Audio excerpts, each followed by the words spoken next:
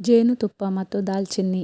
1 ಚಮಚ ಜೇನುತುಪ್ಪಕ್ಕೆ ಚಿಟಕಿ ದಾಲ್ಚಿನ್ನಿ ಪುಡಿ ಬೆರೆಸಿ ಸೇವಿಸುವುದರಿಂದ ಶೀತ, ಕೆಮ್ಮಿನ ಸಮಸ್ಯೆ ಕಡಿಮೆಯಾಗುತ್ತದೆ ಮತ್ತು ರೋಗನಿರೋಧಕ ಶಕ್ತಿ ಹೆಚ್ಚುತ್ತದೆ.